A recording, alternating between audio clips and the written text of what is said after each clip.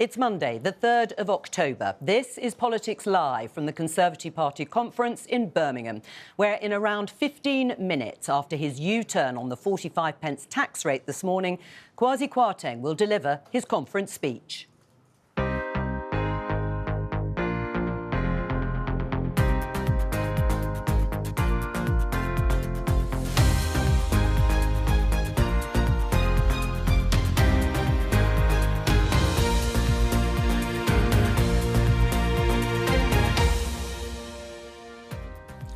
Joining me today, Whitehall editor of the Financial Times, Sebastian Payne, Iceland Chief Executive Richard Walker, former Cabinet Minister Andrea Leadsom and the BBC's Deputy Political Editor Vicky Young. The Chancellor's day began like this. This 45p rate was simply a distraction in our mission to achieve higher growth. A U-turn on the scrapping the 45p top rate of tax, a policy he'd announced in his mini-budget just 10 days ago.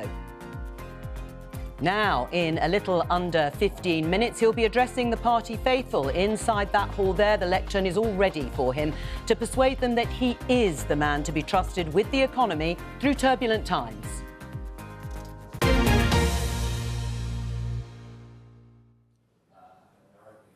Welcome to Politics Live here in Birmingham. Andrea Leadsom, after the market turmoil following that mini-budget on the 23rd of September by Kwasi Kwarteng, and then that dramatic U-turn overnight and this morning on a central plank of that budget and the economic prospectus of this government, how damaged is Kwasi Kwarteng's authority? I think it was really important that he announced he was not going to go ahead with that 45p cut to 40p in the pound. Very important to do that quickly, not to drag it out. It was quite clear that it just wasn't acceptable. It was not the right time. It was not the right measure. And I think, in fairness to him, he has said, we've listened, we've understood that this is not the right thing to be doing, so we're getting rid of it, because he wants to focus on what that mini-budget was all about, which is helping people with their energy bills, helping businesses to stay afloat, and big supply-side reforms to get the economy growing. But you know first impressions matter in politics. Yeah. And he stuck to that policy. He and Liz Truss, they were determined to stick to cutting that 45p top rate of tax, and then they abandoned it like that. What does that do to someone's credibility? I don't see it like that. Of course, when you come out with a policy idea that you want to follow through, you are going to try and sell it, you're going to try and push it, promote it. But then what they saw was it landed so badly that they were going to reverse it. And actually, that takes some guts to do. And well, I think both they were left with no Minister alternative because they weren't actually going to pass it. Once Michael Gove had come out and said, this is against Conservative values. Grant Shapps said, this is not the right time, we're not going to vote for this. I don't actually see that that was the trigger. I think it was a political reality that they faced up to early, and that is a good thing in politicians. Was it early enough, Sebastian Payne, or do you think Kwasi Kwarteng's authority has to some extent been restored by taking what Andrea Leadsom calls a quick one, the right decision? Well, I think there's an old saying about U-turns, which the worst time for a U-turn is tomorrow and the best time is yesterday. So the fact was he did it. It probably should have happened before that. And there was a real breakdown of communications between Downing Street and the Treasury and Conservative MPs. And I actually think it was Conservative MPs, as you suggested, Joe, that obviously Michael Gove and Grant Shapps had said they were not going to vote for this. And there were tallies of lists being brought together that showed there was well over a dozen. I think it was communicated to the Chancellor and the Prime Minister. They could not get this thing through. And quite late last night, I think about 10 p.m. up in their private suite at the Hyatt Hotel just across the road from here, they sort of looked at each other and said, the game is up, we're not going to get this through, so you just better backtrack as quickly as possible. Was it the right decision, Richard, to reverse that policy? Yeah, I think it probably was. I mean, it was always an odd priority to reduce the top rate. I say that as a top rate taxpayer myself, and I always look at this through the lens of my customer. And they don't really care about political machinations and what's going on in Westminster. Actually, they care about putting food on the table. So for me, I think it's absolutely the right thing to do. Although business broadly welcomed the mini-budget, didn't they, at the time? Of course. Supply-side reform, going for growth, going for productivity, absolutely the right thing to do. But let's balance that out and make sure that we look after those who are most vulnerable, people like my customers who need it most. Let's have a look at people queuing up. I have to say the queue is enormous, snaking round the conference hall, or just outside, I should say, the conference hall. People eager, of course, to hear what Kwasi Kwarteng is going to say. Do you trust him to steer the economy, Richard?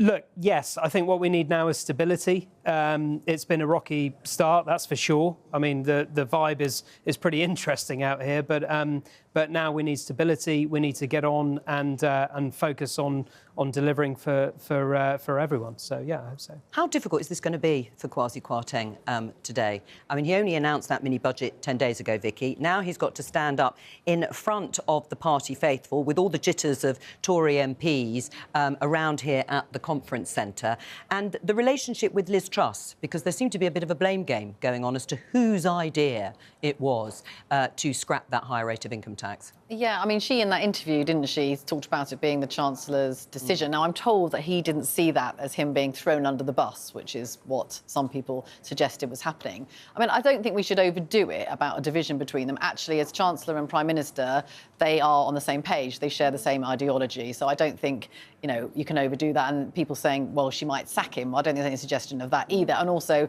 that leaves her incredibly vulnerable then, doesn't she? She needs the protection. But I think it's interesting. If you think about Michael Gove's criticism yesterday, he talked about us having the wrong values. Well, they've dealt with that maybe up to a point. The other bit where he talked about the unfunded tax cuts, billions of pounds of those, and there are being still unconservative. Well, there's still, most of them are still there. So it's not the end of it. I think what it does do is it does show Tory MPs that, having given the impression they weren't listening, that now they have been forced to listen. But I think Tory MPs will want to keep that avenue open, I think. I mean, isn't that a problem for somebody like you, particularly Andrea Leadsom, because you have always come onto this programme and talked about fiscal responsibility, about being able to balance the books, and yet there's still going to be £43 billion of unfunded tax cuts. Does that make you feel queasy? Absolutely, it does. However, in my view, the energy package was essential, and it is by far and above the greatest element. 90% of the But many tax people won't pledges. disagree with you on that. I'm talking about the unfunded tax cuts on the other side, because actually the intervention about energy bills and help for households was announced prior to the mini budget. So yes. well, it was. No, it was. We wasn't, knew actually. it was. Tax It was cutting announced as a direction, and energy support for consumers and businesses to the tune were of announced tens as a of direction. billions of pounds. Yeah, but the reality is the UK has announced a huge package of support. Germany has announced an even bigger package of support. We are the second lowest debt to GDP in the G7. Germany is in a stronger position than we are. What we need to be doing is to say to ourselves, we've got to get the economy growing again. We've got to avoid a deep recession. That's what kills jobs. We've got to get inflation under control. The energy package will reduce the headline rate of inflation.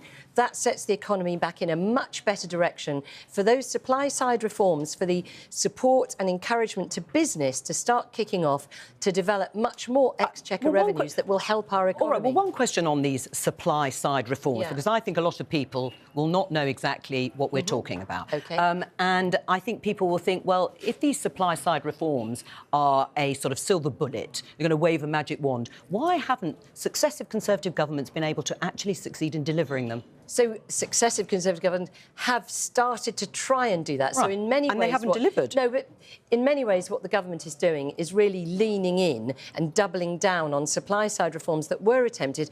The reality is that ever since Brexit, that sort of dividend in being able to get away from some of the stifling red tape, not the necessary red tape, but the overburdensome red tape, was stifled by the COVID pandemic, the lockdown. We've now got the breakage in supply chains that needs to be restored. There is every opportunity with many more infrastructure projects that themselves were knocked sideways by the COVID pandemic to get underway and to start really making a difference to productivity in this country. But the issue, I guess, with that, Andrew, is that you've had these measures, and if you look at the kind of economic reform you might like, this was not that big, actually. You know, the 45p top rate of tax was about £2 billion. The kind of reforms you're talking about, childcare reform, planning reform, house building reform, all these are very, very contentious And if your colleagues are going to balk at this small measure, how on earth are you going to get any of this stuff through Parliament? Because it feels to me as if the Conservative Party is starting to, the Parliamentary Party is starting to get a little bit ungovernable at the moment, that you've got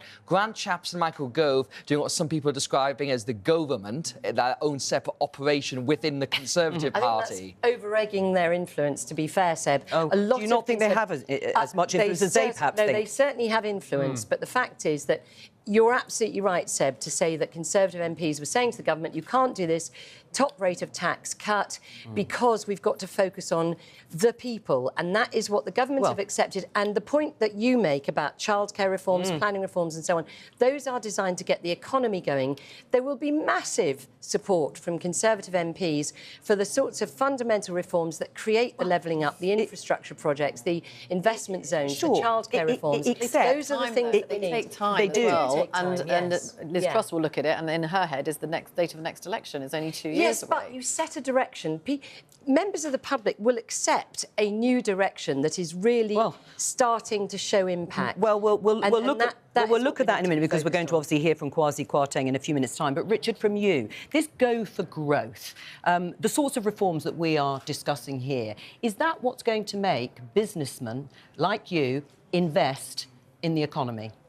Businessmen and women, yeah, absolutely. I think anything we can do to lower red tape, to lower taxation, to enable business to do its job. I'll give you a very pragmatic example. We talk about levelling up. What does levelling up actually mean? It means about jobs and opportunity around the UK.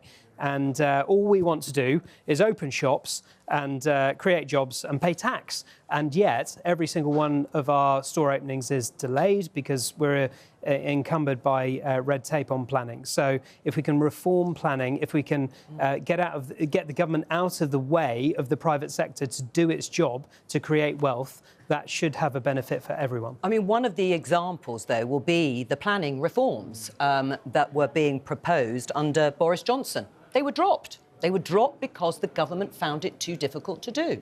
And I think this is Vicky's point about time here, that we've got at best 2 years really until we're going to be into the next general election at this point. And regardless of the mood of the parliamentary party, which I think is a little bit febrile at the moment, there's just not enough time to do lots of this stuff. And I think Liz Truss came in, you know, the Prime Minister was talking, if you can pardon the expression, talking about balls of steel, and they were going to be tested by the amount of reforms she wanted to do. And the fact that she's caved quite early on, I don't think bodes well for the harder stuff. That's really unfair. Well, it's not caving, it's facing reality. And actually, to the point about we've only got 2 years, these are very fundamental reforms, that is the whole point that Liz set out her stall, is that there is too much blocking things from happening. She came in on an absolute mandate to get rid of some of those problems that prevent planning reform from taking effect suddenly. Having been a Secretary of State myself, I know how hard it is to get through the system. And so what the Prime Minister wants to do is to cut through that and actually start to make reform happen faster. She herself said she should have laid the ground better. Ahead of the announcements, and maybe that will be a salutary lesson. But for your customers now, what do they need? Yeah, look, they need as much help as possible. So from my perspective, I'm no economist, but, you know, we see and feel and hear it every single day. Our 5 million customers who are from the most struggling communities around the UK, week in, week out, they need all the help they can get. So all of this big supply side reform, fine, but let's reinstate the universal credit 20 quid uplift. You know, that's £1 billion. Why not? It won't even touch the sides. I think that would be absolutely smooth some of the income for my customers, and I think that would be a godsend. Andrea, would you support that? There'd be things I would support sooner than that. So things like childcare reform. Uprating benefits in line with inflation. Do you support that? What I would like to see happen is childcare reform. Let me just, I'm going to interrupt only to say there is Liz Truss kissing her colleague there, Nadhim Zahawi, sitting next to Therese Coffey, the Health Secretary and effective Deputy to Liz Truss. So she's smiling, looking forward obviously, to hearing what Kwasi Kwarteng has to say. I'm sure they had a discussion about it. We'll stay with the pictures, but carry on, Andrea. Yeah, what I would like to see is childcare reform that enables families to take the decision on when they use their budget for childcare, because at the moment that is a real stumbling block for families who find that they can't manage raising a family with their working responsibilities, and that is their real opportunity to earn more money to meet the needs of their family, and the system is against them at the moment. I would like to see investment in that sort of a reform. I want to ask you, though, about this question of uprating benefits, because the expectation, certainly from Rishi Sunak and Boris Johnson, was that they would be uprated in line with inflation, running at about 10%. The government hasn't said it is committed to that yet, should they? I think probably the issue is that the energy package will reduce headline inflation potentially by 5%. Oh, right. So then you get the question of whether it would be right to uprate by a different number, and if so, why? I don't know, but I'm just thinking that is probably where we are right now, is seeing what the state of the inflationary part of the economic cycle is. But in the meantime, those people have got to worry. They've got to worry about the amount of money that they're going to get. They've had a huge amount of support for their energy bills, which is a good Let's thing. go into the hall, because Kwasi Kwarteng is just strolling across there, making his way to the lectern, quite slowly and measured. What a day. It has been tough, but we need to focus on the job in hand. We need to move forward. No more distractions. We have a plan, and we need to get on and deliver it. That's what the public expect. That's what the public expects from the government. But first, conference, welcome back to Birmingham. This is a remarkable city. It has a history of great brilliance. Joseph Chamberlain in the 19th century was an extraordinary civic leader who led Birmingham and the world through the Industrial Revolution. And today, Andy Street is following in that great tradition.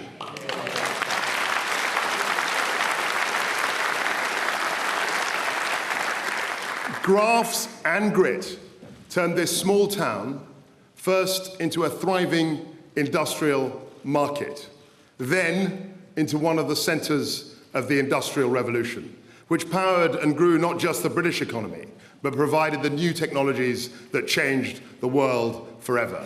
The Industrial Revolution was one of the most monumental transformations in human history, and it began here, with determination and application. Those Britons built a thriving economy. They inspire me today. They remind us that in Britain, with the British people, absolutely anything is possible. Our plan today focuses on the same bold sentiment, the same inspiration, to deal with the challenges of today by giving people the tools they need to thrive tomorrow, to get Britain moving. We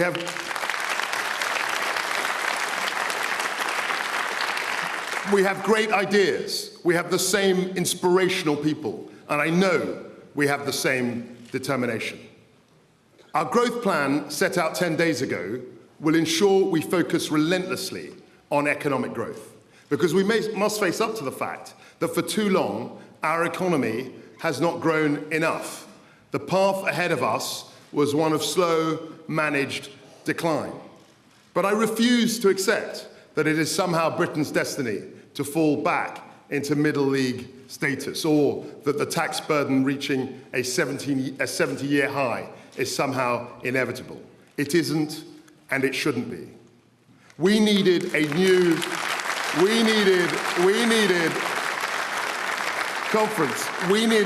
approach focused on raising economic growth, because that is the only real way to deliver opportunities, to deliver higher wages, to deliver more jobs, and crucially, to deliver that revenue to fund our precious public services. And it is the best and only way of achieving long-term fiscal sustainability. Because it is only by raising economic growth that we will spread opportunity and prosperity to every corner of our country. With economic growth, everybody benefits, and I mean everybody.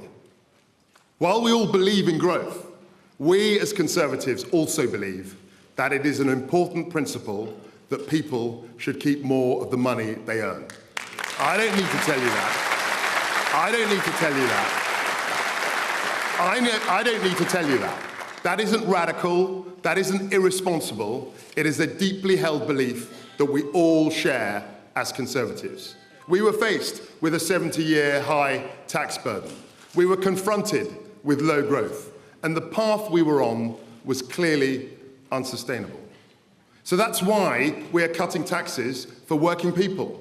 That's why we will reverse the national insurance hike on the 6th of November. And that's why we will bring forward the 1p cut to the basic rate of income tax by 1 year. That's why we will take 200,000 people out of paying stamp duty altogether. Taken together, this is what our support will do for all our people. Thanks to our energy intervention, a typical person in a semi-detached property will save £1,150 on their energy bills this winter, on top of the £400 discount.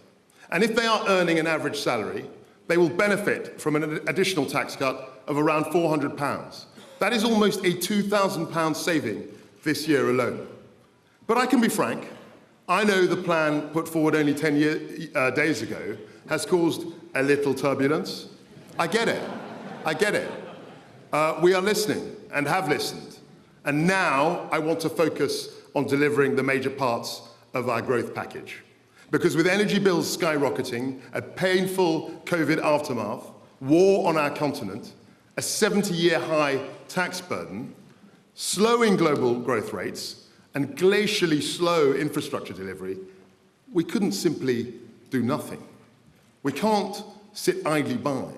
What Britain needs more than ever is economic growth, and a government wholly committed to economic growth.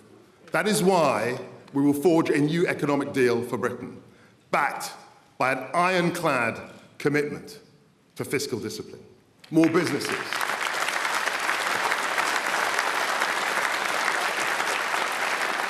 More businesses, more jobs, higher pay, more money for public services. Because we cannot have a strong NHS without a strong economy. We can't have good schools without a strong economy. We cannot fund our armed forces without a strong economy. So growing our economy should be our central and guiding mission. With this plan, we are aiming for 2.5% annual trend growth. We've done it before, and we can do it again. And even in the face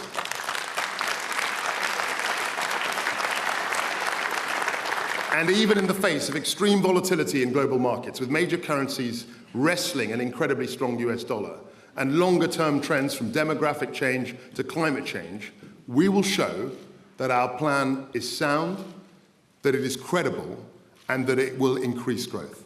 That is our pledge to the people of this country.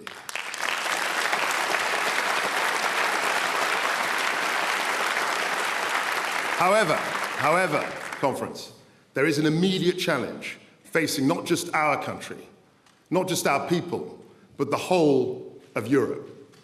The high cost of energy driven by Putin's barbaric invasion of Ukraine. Cast your mind back just 4 weeks ago.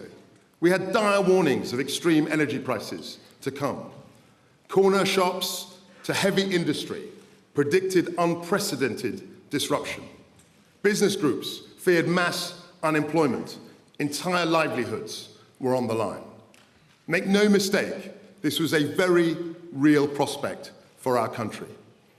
So within 48 hours of taking office, we announced one of the most significant interventions ever conceived by the British state. Annual energy bills of up to £6,500 from next year were staring us in the face. Everybody was worried.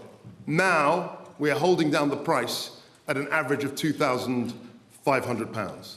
Not just this winter, like the Labour Party promised, but next winter too. 2 years of significant taxpayer support to protect our people. Because this government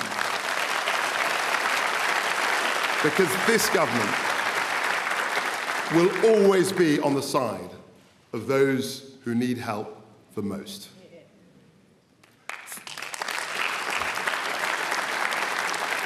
For our businesses too, conference, help is on its way. A local pub could save £3,100 a month, cutting their bills by 40%. And we've also frozen alcohol duty. Make no mistake, this is a monumental support package to protect millions of families and businesses from devastating price hikes unleashed by Vladimir Putin. There is no doubt that this is a substantial intervention. But we had no choice. Doing something was simply not an option. We couldn't just cross our fingers and hope for the best.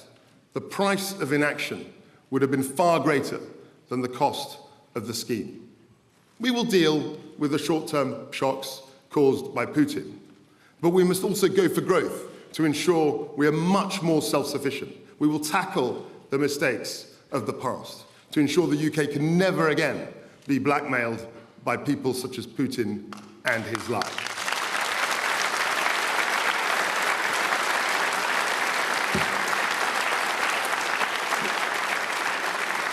When COVID hit our shores, we were right to intervene to protect lives and livelihoods. And I can say in all sincerity that we went into that crisis in a much better position because of the action we have taken over the last decade. Because of successive Conservative governments, the UK now has the second lowest debt to GDP ratio in the G7. And throughout this urgent endeavour of ours to protect Britain from high energy costs, and in response to the urgent need to grow our economy, we have taken the appropriate action. Our entire approach will be underpinned by a strong institutional framework which enhances growth in our country, including our independent Bank of England and Office for Budget Responsibility. We will have a strong fiscal anchor with debt falling as a proportion of GDP over the medium term. That is the Conservative way. But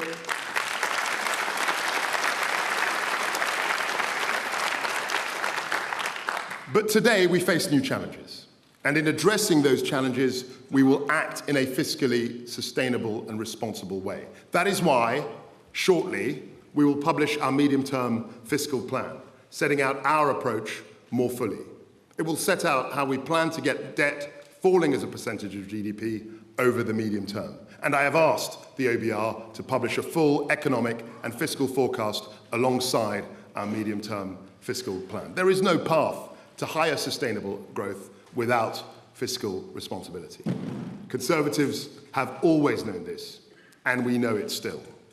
And it is because we are Conservatives that we remain absolutely committed to being serious custodians of the public purse. This is what defines us and separates us from the Labour Party. But conference, to grow the economy, we really do need to do things differently. We know that it is our towns and cities which drive much of our economic growth today. Business investment, skills, science and technology, infrastructure, housing, energy supply, strong financial services. These are the key ingredients for higher economic growth and well-funded public services. I had the great privilege of being Business Secretary for nearly 2 years. I visited every corner of this country. I saw the creativity, the drive, the entrepreneurial spirit. We have to celebrate our entrepreneurs, our business people, our job creators, people who are taking risks. But I also saw where government got in the way of progress. My job now is to free that potential. This starts with investment zones. We will empower local areas to do things differently, just as here in Birmingham. We will liberalise planning rules, releasing land and accelerating development. We will cut taxes for businesses in those zones. We will accelerate tax reliefs for new structures and for new buildings. We will provide relief on investments on plant and machinery. We will lower taxes which stop businesses hiring and skilling up their workforce. That is an unprecedented set of incentives for business to invest, to create jobs, to build right across our country. And it will start right now. Conference, we will get Britain moving.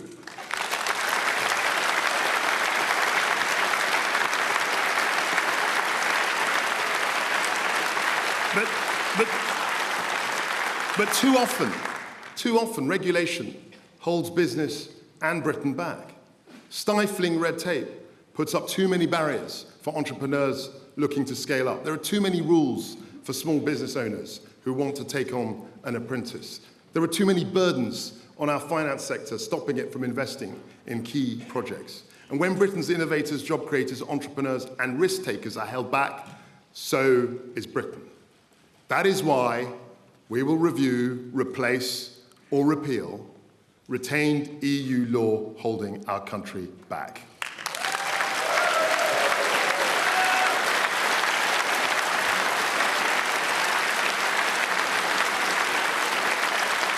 We will also speed up the delivery of infrastructure and promote house building to create a true home-owning, shareholding democracy. Unapologetically and emphatically, we will get out of the way to get Britain building and on its feet.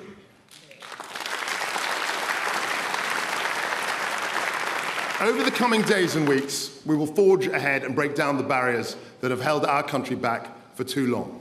On childcare, agriculture, immigration, planning, energy, broadband, business, financial services. Sensible economic reforms to produce more of the products and services we need to drive down costs, to create jobs, and to generate higher pay and productivity. And when it comes to those who would hold us back, we will act. Pernicious strike action disrupts the lives of British people and slows down our economy. It stops children going to school. It stops parents from going to work. And it stops people from getting the vital care that they need. Action which slows down our economy cannot be the policy of any serious party serious about growth. And a party which is not serious about growth can never be considered fit for office.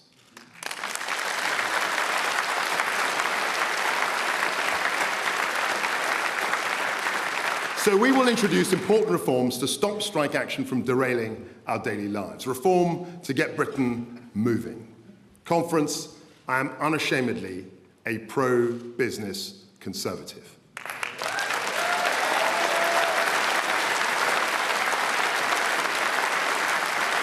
I know that the interests of business and hard-working families are not in conflict.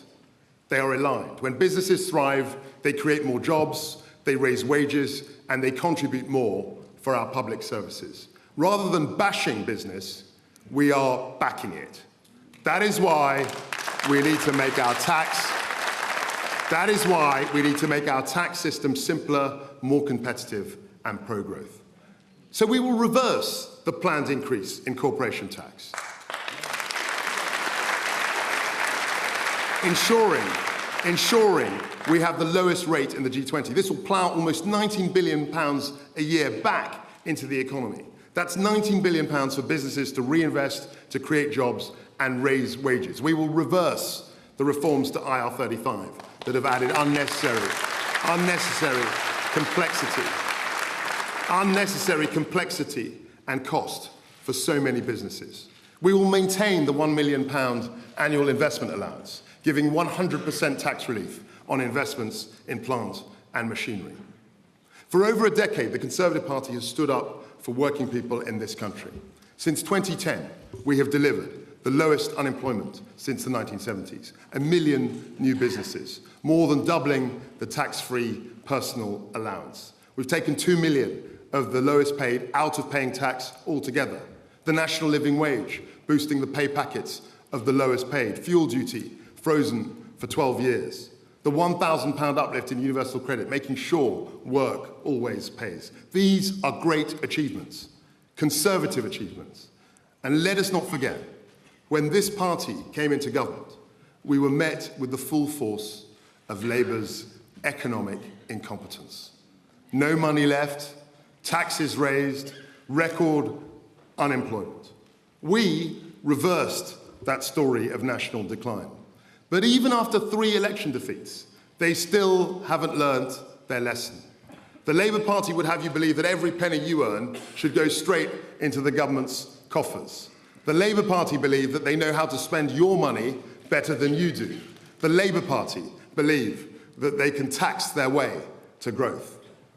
We don't believe that. We believe in low tax, high growth, and fiscal discipline. We are Conservatives.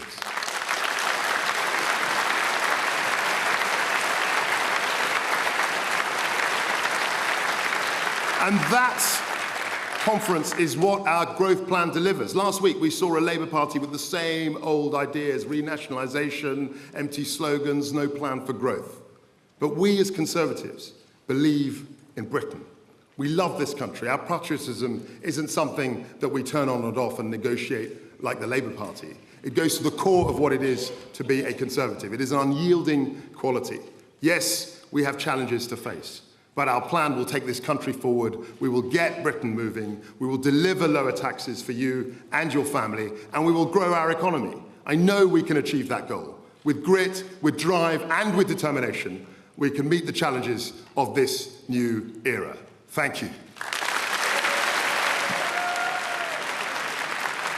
Kwasi Kwarteng finishing a 20-minute speech there. I just saw Nadine Zahawi do a thumbs up. Liz Truss looks pleased, so does he, because it was a sticky wicket from this morning after he had to announce that screeching U-turn, reversing the cut in the higher top rate of tax. But everybody looks pleased, or maybe they just looked relieved that he managed to deliver it, restating Conservative principles as he sees it. He wants more people to keep more of what they earn, I should say. He also wants that dash for growth and set out pretty well what he said in the mini-budget, how they are going to achieve it, with supply-side reform as well as tax cuts. There was a slightly different tone, though, to 10 days ago, because he also talked about and actually lauded the institutions of the Bank of England and the Office for Budget Responsibility, and said these are our great institutions that will underpin the fiscal discipline that I will oversee. He said he would have an ironclad grip on fiscal discipline. Well, let's find out what our guests here thought of it. Vicky, first of all, did he do enough to reassure those sitting there in the conference hall?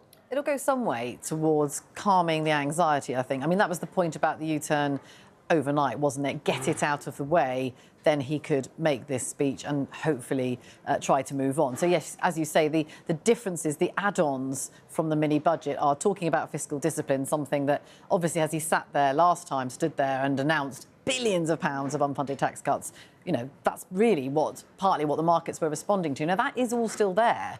And we also still don't have the full picture of what he's going to do and how he's going to show that he's going to bring debt down in the medium term. We still obviously need that OBR report. We need to see these supply-side reforms he's talking about. And no sign of that being brought forward? No, although, again, lots of MPs still feeling he can't wait till the 23rd of November. That's going to be too late.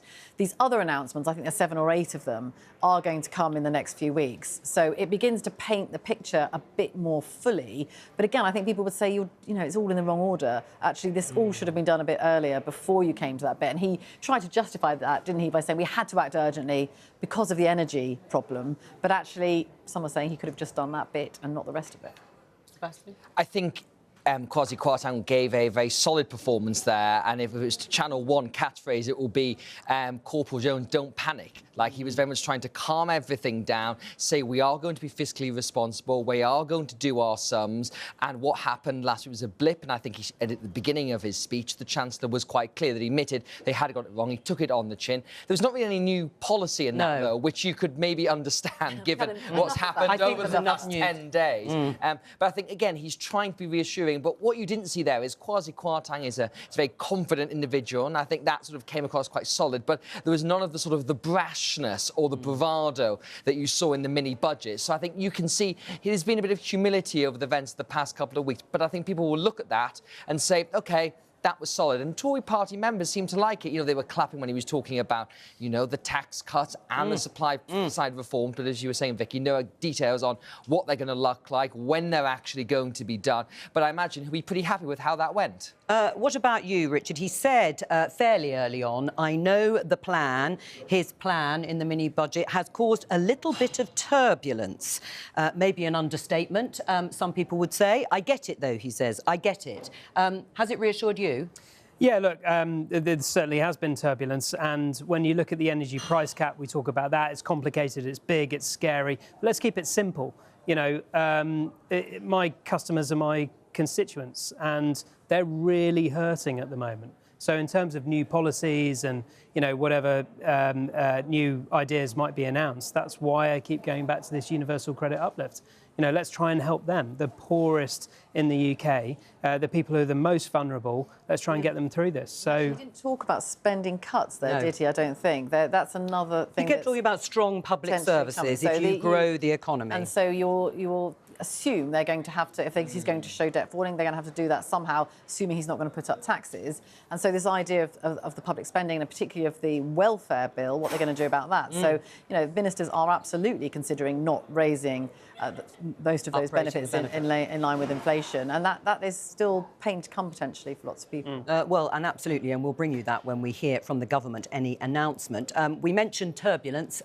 Let's talk to Darshini David, the BBC's economics correspondent, because we talked earlier, Darshini, about the turbulence in the markets, their response 10 days ago, their response following the U-turn this morning on that top rate of tax. It won't be cut after all. What about the response to this speech? Yes, Joe, we spoke about the fact that 10 days ago, during that so-called mini-budget, we saw the kind of movements in the currency markets, the bond markets, you never normally see during a fiscal event. What of today? Well, let's not forget the things the market is looking for, because it's concerned because of the scale of these tax cuts, how they're going to be funded, and ultimately, what does this mean for growth and inflation? Now, we saw the pound actually slipping ever so slightly. Why is that? Well, when we talk about that U-turn on the 45 pence rate, it is a tiny proportion of the tax cuts, you know, 2 billion out of 45 billion. So what the markets are looking for, is this just the start of a U-turn? Absolutely no indication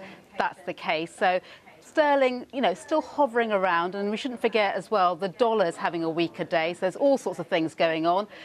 The bond markets, again, a bit more relaxed, but they too, lots of heightened uncertainty there. Darshini, David, you'll no doubt be keeping across this for the rest of the day. Thank you very much for joining us. I think we're going to be hearing from Chris Philp, or hopefully we're going to see him. He's going to join us on set, the Chief Secretary to the Treasury, to answer our questions about exactly what has changed. But first of all, let's get a reaction from Labour. We don't always speak to the Shadow Cabinet or a member of the Shadow Cabinet during Tory Party conference on the Chancellor's speech day, but there has been a change in a fundamental piece of policy. So we want to get their reaction. Rachel Reeves is the Shadow Chancellor and joins us now. Rachel, do you welcome the reversal of the 45 pence tax rate cut? Well, it's good to be with you, Joe.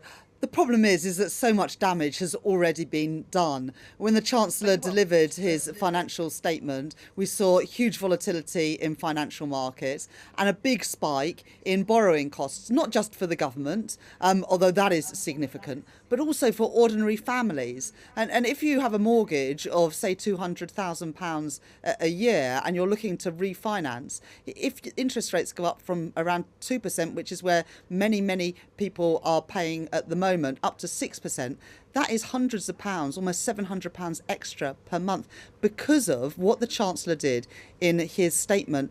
And those increase in borrowing costs haven't gone away, even with that U-turn today. So the damage is being felt by ordinary working people. It's a crisis made in Downing Street, but it is ordinary working people who are paying the price for this. But Rachel Reeves, Labour supports much, in fact, the bulk, you could argue, of those tax-cutting measures. Now, it's true, you didn't want to see that cut in the 45 pence tax rate. It's now going to go back. You wanted to use the money from that to fund nurses and school breakfast clubs. That money is now accounted for in the government's fiscal plan. So how are you going to fund those extra nurses that you've committed to and meals for schools in England? Well, I've always been clear that there'll be nothing in Labour's manifesto that it isn't fully funded and fully costed. So let me explain to you how we will pay for the doctors, the nurses and the breakfast clubs that I spoke about at conference last week. I welcome the fact that the government are no longer going ahead with the 45p tax changes. But one thing the government haven't done is abolish the non-dom tax status. I said earlier this year that if you make Britain your home, you should pay your taxes here. New evidence from Warwick University economists there show that abolishing the non-dom tax status would bring in £3.2 billion a year to the Treasury. The changes that I announced last week at conference about doctors and nurses and breakfast clubs would cost £2 billion a year. So we would use that money by getting rid of that tax loophole, which means some of the wealthiest people who live in Britain aren't paying their taxes here, will have to pay their fair share. And that money will be used to fund that expansion of medical school places, more nurses and midwives, health visitors and district nurses, and breakfast clubs for all children at primary school. Rachel Reeves, Shadow Chancellor, thank you very much for joining us today on Politics Live. We can welcome Chris Philp, Chief Secretary to the Treasury. Hello to you. First of all, in response to Kwasi Kwarteng's speech, that 45p cut in the top rate of tax was meant to deliver growth. That's what we were told. What are you going to do to make up for the growth that you've lost by abandoning that policy? Well, let's be clear, the 45p measure was about 1/20th. It was less than 5% of the fiscal measures in that growth plan, so it wasn't a central part of it. Clearly, there was huge opposition, as you probably reported on in recent days, and it became a distraction. It became an obstacle to getting our message through and to delivering the growth plan, and that's why the Prime Minister and Chancellor decided to... How much less growth are you going to get by abandoning the policy? Well, look, we are going to deliver our 2.5% growth rate. That is the target. We are going to stick to that target. As I just pointed out, the top rate measure was less than 1/20th, less than 5% of the measures in that plan. And I thought the Chancellor, in his speech a moment ago, made very clear exactly how we're going to get to that growth rate. We're going to lower taxes for people and for businesses. We're going to deregulate. We're going to make sure our infrastructure gets built. We're going to make sure our energy production is in the United Kingdom, not overseas. And if we do those things, we are going to deliver that higher growth, leading to higher wages. But, Chris Philp, that is a huge if, isn't it? I mean, we heard Kwasi Kwarteng say in that speech, praising the Bank of England, the Independent Bank of England and the Office for Budget Responsibility. But, of course, we don't know if any of your plans are going to add up or that 2.5% elusive growth is going to happen, because we've got nothing to judge you on. We have still no scrutiny, no figures, no forecasts. So you can forgive your critics for saying, why should we believe a word you say? You've just U-turned on a policy, within 10 days. What else might you U-turn on? Well, you said it's an if. It's a plan. It's got specific measures, specific steps that will deliver this growth. You asked about the OBR forecast. You won't have long to wait. On the 23rd... end of November. Well, look, we've got to make sure that it's scored properly. We've got to make sure all of our policies on the supply side, so reducing regulations, are fully laid out so the OBR can take them into consideration. We've also, of course, got to set out the medium-term fiscal plan, that responsible approach we're going to take to reducing the ratio of debt to GDP. All of that will come together on the 23rd of November. Do you think you should have done that before the mini-budget? Do you think you should have done that before the mini-budget? Well, look, we think that getting on with growth is important. There are things we want to signal to the market, like lower taxes and like the supply-side measures we've announced. The energy package, I don't think, frankly, could wait. That started on the 1st of October. But that was ahead of the mini-budget. We knew that was coming. That was a day or two ago, and that is saving households who would have faced bills of £5,000, £6,000 or £7,000. They're not going to be paying those bills thanks to Liz Truss and Kwasi Kwarteng's decisive action. Instead, any of the money that they are going to get back, either through the energy intervention or some of the tax cuts, is going to be wiped out by mortgage repayments that are going to soar. They are already soaring. They've risen as a result of the mini-budget announcement. People who are already struggling with the cost of living are going to be stretched even further. A typical 2-year fixed mortgage deal that had a rate of 2.34% at the start of December is now priced at 5.75%. How are people going to make those payments? So you just mentioned mortgage rates back in December. For the last 9 or 12 months, mortgage rates across the world have been increasing. In fact, they've been increasing more in the United States. Yeah, but this was as a result. This was as a result. That's the real-life consequence of what you announced in that mini-budget. Well, as I say, mortgage rates have been rising. They form part of an important part of a wider cost of living challenge. So you might ask the question, what are we doing about that? And what we're doing about the wider cost of living challenge, much of which, by the way, links back to Putin's illegal invasion of Ukraine, we're making sure the energy prices, which could have gone as high as £5,000, £6,000, £7,000, don't hit people in the pocket that way. We're going to cap that at 2,500. We're going to alleviate the burden of taxation, which people pay. And the tax measures in the growth plan are broadly based. All the 30 million working people will benefit from that national insurance cut and that cut to the basic rate. Rich and poor alike will benefit from those reductions. That will help with the cost of living situation. And most of all, the answer to your question is growth, because without a growing economy, we're not going to see rising wages. Because this supply-side reforms that we were talking about actually before Kwasi Kwarteng took to his feet, he mentioned them again in the way that you have just done. He said stripping EU laws from the UK. Which bits? Well, there's going to be a full review of all of those. But which bits? I'm not going to preempt the result of that review. Again, it's going to how happen. can we judge that this is going to lead to growth? It's going to happen by the end of 2023. But there are going to be, in the next 6 to 8 weeks, I hope you can wait that long, there are going to be, there are going to be about 8 announcements by different secretaries of state spelling out these supply-side reforms in more detail. Let me give you 1 or 2 examples. There'll be, Jacob Rees-Mogg as business secretary is going to set out how we're going to alleviate small business regulations, some small business regulations, particularly on businesses with under 500 employees. We're going to hear from the Transport Secretary about expediting infrastructure projects. We're going to hear from the DEFRA Secretary on how we can help farmers become more productive. I think the question most people have is delivery, Chris Philp, because we also spoke before about planning reforms that never got onto the statute book. They were dropped. And maybe they were dropped because of things like this, Chris Philp. You tweeted, yet another property speculator targeting my house thanks to Croydon's Labour Council handing out planning permissions so freely. Well, I thought you wanted to have freedom for planning permissions. Bromley and Sutton look after the character of their area. Same national rules. Croydon Labour has turned our borough into a magnet for speculators. So in public, you want deregulations and you want freedom for planning, but not perhaps on your local doorstep. Look, of course, development has to be appropriate, right? And suburbs like that, or the Green Belt, frankly, generally speaking... So not in your backyard? Well, not in inappropriate places anywhere in the country, not just in Croydon South, which, by the way, is a fantastic constituency. Yeah, well done. We want to see development in the right places, brownfield sites, in these investment zones we've talked about, which will be agreed with local authorities. There'll be sort of a red line on a map. Within those investment zones done by agreement, there will be very great planning freedoms and lower taxes. Outside of that, we want to see greater speed. We don't want to see projects held up with endless judicial reviews and endless delays. There's nothing inconsistent in that position at all. Well, I think people might make a judgment there about the inconsistency, Chris. Seb? Chris, question for you. We've got this event on November the 23rd, which is all about adding credence to what the government's saying in terms of fiscal responsibility.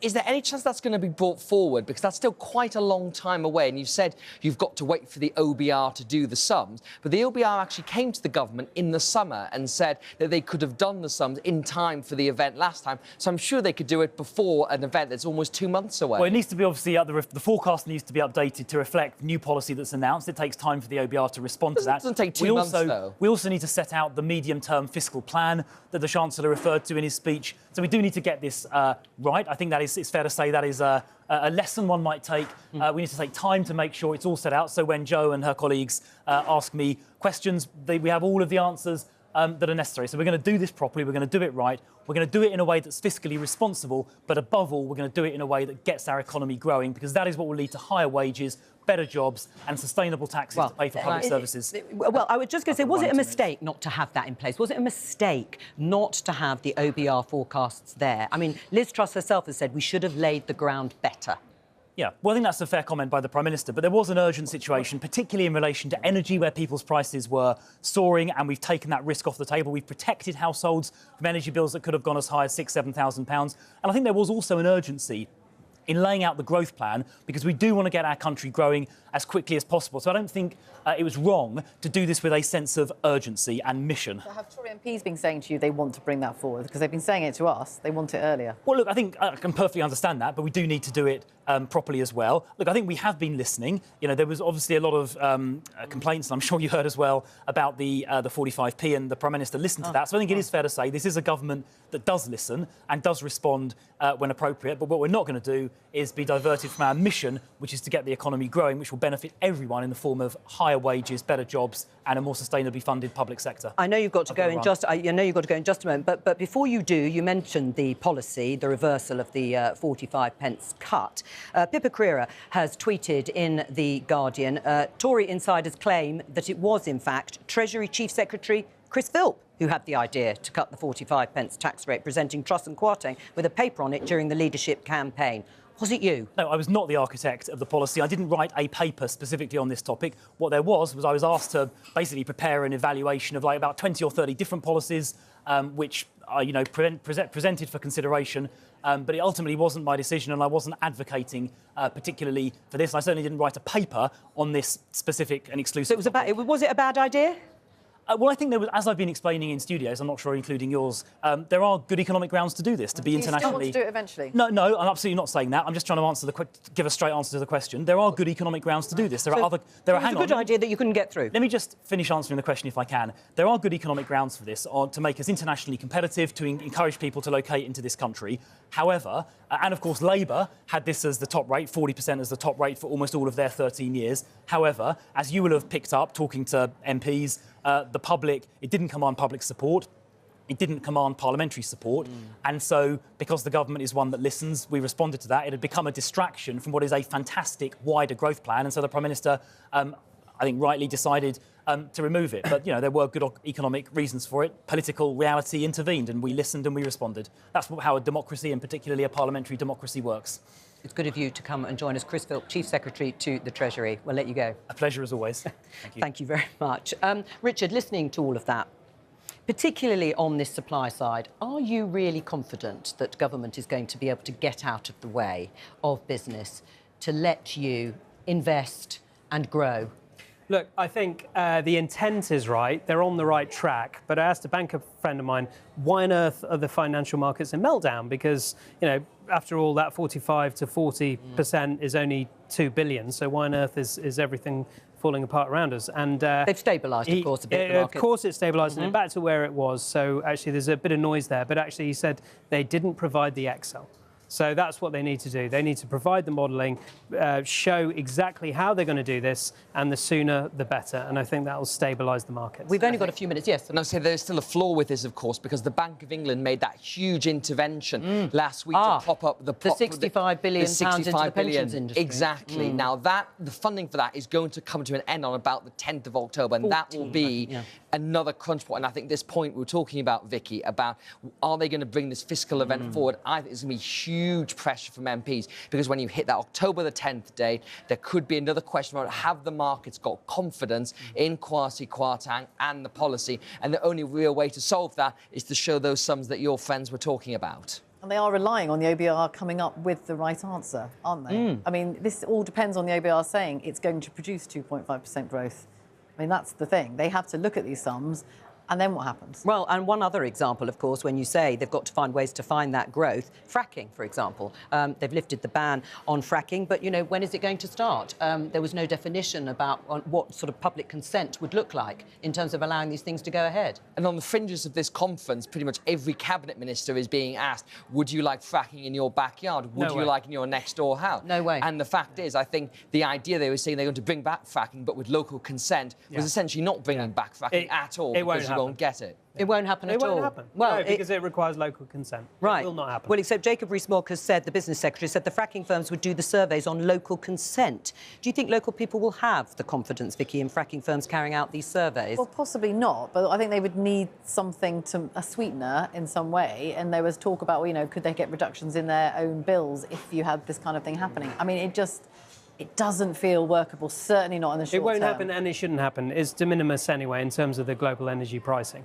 Right. Do you think Liz Truss will feel, and Kwasi Kwarteng, that they have managed to some extent to stabilise the mood? I know, Seb, it's difficult because you've been sat here in the studio with me. But do you think they will feel that they have managed to not make any further news with that particular speech, they hope, and that the jitters in the Conservative Party, looking at polls that put Labour either 17 to 33 points ahead, that those will have calmed? I feel like this sort of course-ties the wound in a way here, that it's been bleeding over the past week and would have got to very lethal levels had they not dealt with the 45p issue. But the challenge they've now got is the rebels, you know, your Michael Goves and your Grant Shapps who manoeuvred against this measure, they'll move on to the next thing. I think the corporation tax cut, are you going to give businesses a £17 billion tax cut when you can't raise benefits? What about bankers' bonuses? The fact is, the Conservative Parliamentary Party is pretty ungovernable ungovernable at the moment. Liz Truss did not win with more than half the MPs, and they are very much going to keep on this war. So a bit of peace for now, but I don't think for long. It's been a very busy 24 hours here at the Conservative Party conference, but that's all for today. Thank you very much to my guests who have joined me for Kwasi Kwarteng's speech. And of course, we'll be back tomorrow with more Politics Live at 12:15. From all of us here, have a very good rest of the afternoon. Bye-bye.